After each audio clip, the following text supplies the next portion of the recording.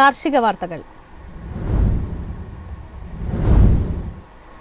Rubber വിലയിൽ മാറ്റമില്ല. രാജ്യാന്തര റബ്ബർ വിപണിയിൽ നിന്നും വൻകിട വ്യവസായികൾ പിന്നോക്കം വലിഞ്ഞു.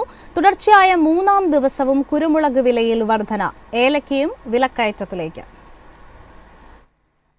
കാർഷിക മേഖലയിൽ നിന്നും കൊച്ചി, കോട്ടയം വിപണികളിലേക്കുള്ള ഷീറ്റ് നീക്കം കുറഞ്ഞത് ടയർ വ്യവസായികൾ ഗൗരവത്തോടെ തന്നെ വീക്ഷിക്കുന്നുണ്ടെങ്കിലും തിരക്കിട്ട് റബ്ബർ ശേഖരിക്കാൻ വ്യവസായികൾ ഉത്സാഹം കാണിച്ചില്ല.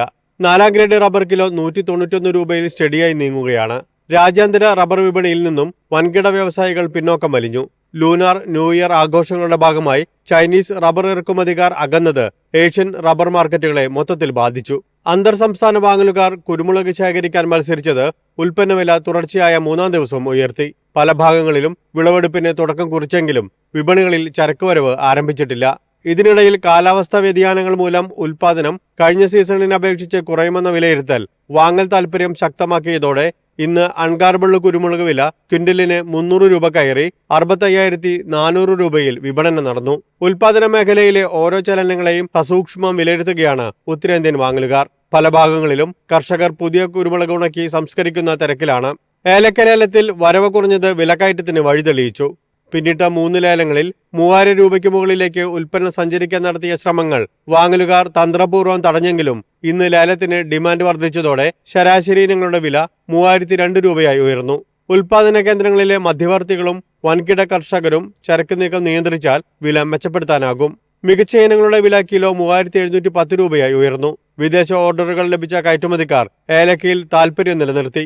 മൊത്തം 45,726 കിലോഗ്രാം ചരക്കെത്തിയതിൽ 45,102 കിലോയും വിറ്റഴിഞ്ഞു. News desk MyFin TV. രാജ്യത്ത് കടലയുടെ വില ഇടിയുന്നു. കർണാടക, മഹാരാഷ്ട്ര വിപണികളിൽ കടല കൂടുതൽ എത്താൻ തുടങ്ങിയതാണ് വില കുറയാൻ കാരണമായത്. ക്വിന്റലിന് 5,650 അടിസ്ഥാന താങ്ങുവിലയിലാണ് കടലയുടെ വ്യാപാരം നടക്കുന്നത്. കർണാടക, മഹാരാഷ്ട്ര വിപണികളിൽ പുതിയ കടല സ്റ്റോക്കുകൾ എത്താൻ തുടങ്ങിയിട്ടുണ്ട്. കടലയുടെ ഏറ്റവും കുറഞ്ഞ താങ്ങുവില ക്വിന്റലിന് 5,440 നിന്ന് ഉയർത്തിയത് 2024-25 മാർക്കറ്റിംഗ് സീസണിലാണ്.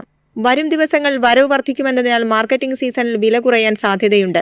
ആഭ്യന്തര വിളയുടെ വരവും ഇറക്കുമതിയിലെ വർധനവും കഴിഞ്ഞ കലണ്ടർ വർഷത്തിൽ ഇറക്കുമതി ചെയ്ത മഞ്ഞപ്പയറിന്റെ വൻ ലഭ്യതയും കടലയുടെ വിലയെ ബാധിക്കുന്നുണ്ട്.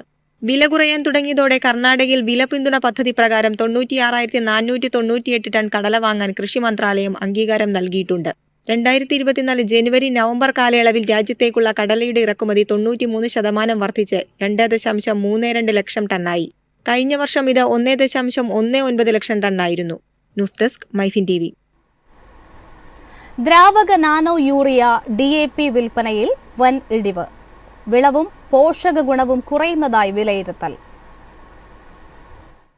നാനോ യൂറിയയുടെ തുടർച്ചയായ ഉപയോഗം ഇന്ത്യയുടെ ഭക്ഷ്യസുരക്ഷയിൽ വൻ പ്രത്യാഘാതമുണ്ടാക്കുമെന്നാണ് വിദഗ്ധർ നൽകുന്ന സൂചന.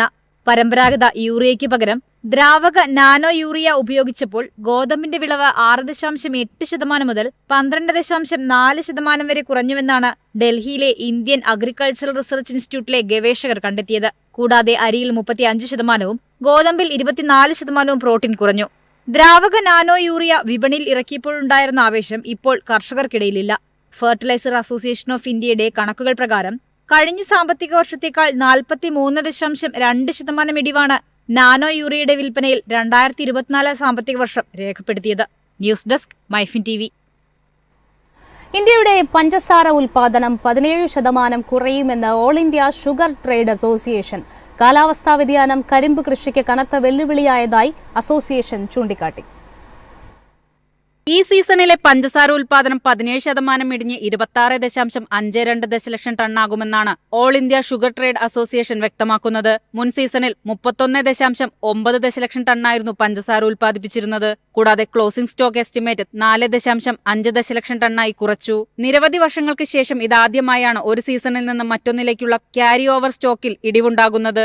അമിതമഴയും കീടബാധയും വിളയ്ക്ക് കാര്യമായ ആഘാതങ്ങൾ സൃഷ്ടിച്ചിട്ടുണ്ടെന്നാണ് കർഷകർ ചൂണ്ടിക്കാട്ടുന്നത്. സംഘടനയുടെ കണക്കുകൾ പ്രകാരം പഞ്ചസാര ഉപഭോഗം 29 ദശലക്ഷം ടൺ, കയറ്റുമതി 1 ദശലക്ഷം ടൺ, 2023-24 സീസണിൽ നിന്നുള്ള ക്യാരി ഓവർ സ്റ്റോക്ക് 7.98 ദശലക്ഷം ടൺ എന്നിങ്ങനെയാണ്. ആഭ്യന്തര വിപണിയിലെ മൊത്തം ലഭ്യതയിൽ നിന്ന് കയറ്റുമതി ഒഴിവാക്കിയാൽ 33.5 ദശലക്ഷം ടൺ ലഭിക്കുമെന്നാണ് പ്രതീക്ഷിക്കുന്നത്. News desk MyFin TV. കാർഷിക മേഖലയുടെ ഉത്തേജനത്തിനായി UP അഗ്രീസ് പദ്ധതിക്ക് തുടക്കമിട്ട് ഉത്തർപ്രദേശ്. കർഷകരുടെ വിളവ് മെച്ചപ്പെടുത്തുകയാണ് ഈ സംരംഭത്തിലൂടെ ലക്ഷ്യമിടുന്നത്. കർഷകർക്കും കാർഷിക മേഖലയ്ക്കും ഒരു സുപ്രധാന ചുവടുവയ്പ്പിനാണ് ഉത്തർപ്രദേശ് സർക്കാർ തുടക്കമിട്ടിരിക്കുന്നത്. കാർഷിക വളർച്ചയും ഗ്രാമീണ സംരംഭ പരിസ്ഥിതി വ്യവസായവും ശക്തിപ്പെടുത്തുകയെന്ന ലക്ഷ്യത്തോടെ അഗ്രീസ് പദ്ധതിക്ക് തുടക്കമിട്ടിരിക്കുകയാണ് ഉത്തർപ്രദേശ്. ഉൽപാദനം ഏക്കറിന് 10 ക്വിന്റൽ എന്നത് 15 ക്വിന്റലാക്കി ഉയർത്തും. കാർഷിക ഉൽപാദനക്ഷമത ഉയർത്തുന്നതിലൂടെ ഗ്രാമീണ സംരംഭങ്ങൾ വർദ്ധിപ്പിക്കുന്നതിലും സംസ്ഥാനത്തെ കർഷകരെ ശാക്തീകരിക്കുന്നതിലും ഈ പദ്ധതി ഒരു നാഴികക്കല്ലായി മാറുമെന്നാണ് പ്രതീക്ഷ. ഇന്ത്യയുടെ പച്ചക്കറി ഉൽപാദനത്തിന്റെ 15%, പഴവർഗ്ഗ ഉൽപാദനത്തിന്റെ 11% സംഭാവന ചെയ്യുന്നത് ഉത്തർപ്രദേശാണ്. News desk MyFin TV. ഇന്നത്തെ കമ്പോള നിലവാരം.